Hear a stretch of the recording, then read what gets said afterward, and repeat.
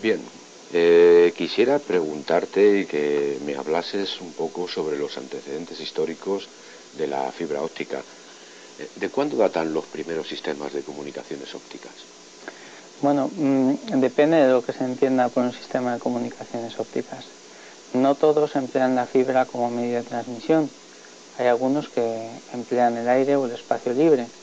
Si nos atenemos a esta última definición, pues podríamos decir que el origen de estos sistemas es tan antiguo como casi el hombre. Sin embargo, nos quedan constancias escritas de tiempos de los griegos.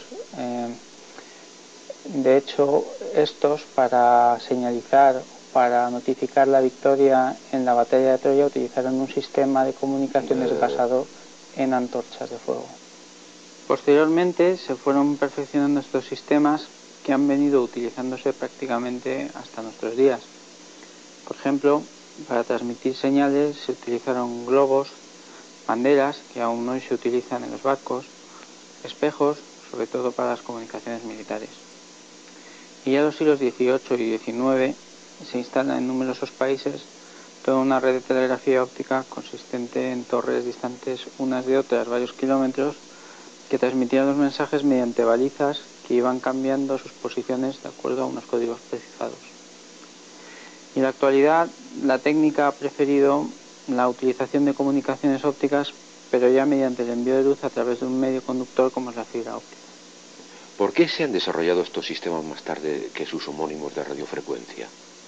Bueno, en todo sistema de telecomunicación hay dos elementos que son quizá claves. Uno es el medio de transmisión y otro es la fuente que se utiliza como portadora para transmitir esa información.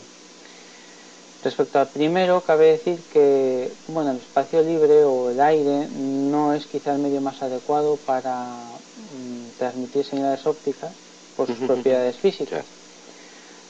Por lo tanto, ha habido que esperar al desarrollo de un medio guiado, en este caso la fibra óptica. Este medio guiado pues se ha desarrollado tarde porque tampoco existía la fuente para actuar como portador. En el segundo caso, es decir, en este caso el primero que debía haber sido resuelto, no lo fue hasta principios de los años 60, cuando se construyó el primer láser, en este caso un láser de rubí, en el año 1961, que no era el más adecuado para la transmisión, pero sí, sin embargo, abrió la puerta hacia la investigación y el desarrollo del láser de semiconductor, que es el alma mater de los transmisores ópticos. Una vez que se desarrolló esa fuente, pues el desarrollo de la fibra como medio de transmisión con bajas pérdidas fue cuestión de pocos años. De hecho, la primera propuesta seria data del año 66 de Kao y Hockman, en un famoso trabajo en el que proponían que actuando sobre el material se podría bajar las pérdidas de la transmisión en fibra óptica sustancialmente. Esa propuesta fue corroborada por investigadores de la Corning que solo 4 años más tarde, en el año 1970, fueron capaces de producir la primera fibra óptica que consideramos hoy en día de bajas pérdidas. ¿En qué ámbitos se emplean los láseres hoy en día? Bueno, los láseres, en realidad el láser cuando apareció en el año 61 fue toda una revolución. Es algo un poco atípico dentro de la historia de la ciencia y de la técnica, porque en realidad era algo que se estaba buscando y en principio no se sabía muy bien para qué. Se buscaba un oscilador que lo hiciese a frecuencias ópticas, pero en un principio no se tenían muy claras las aplicaciones. De hecho, hay una famosa frase que se utilizaba para acuñar al láser, que era la solución en busca de un problema.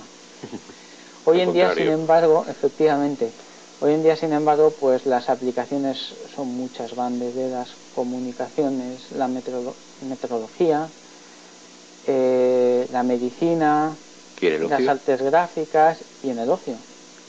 ¿Y cuánta fibra óptica hay hoy instalada en el mundo?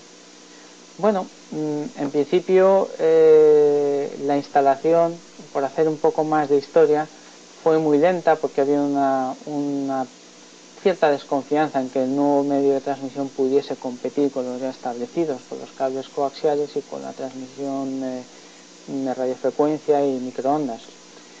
Pero paulatinamente las grandes compañías telefónicas empezaron a ver que era un portador con inmensas posibilidades, sobre todo para las futuras comunicaciones de banda ancha, de manera que a principios de los años 80 casi todos los grandes operadores de telecomunicación europeos y americanos empezaron a instalar ya única y exclusivamente fibra óptica para sus comunicaciones a larga distancia.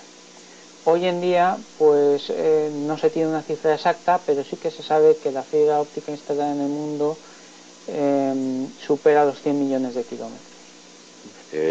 José, pues muchísimas gracias por tus explicaciones y creo que con lo que me has contado el desarrollo histórico de la fibra óptica para mí ha quedado mucho más claro.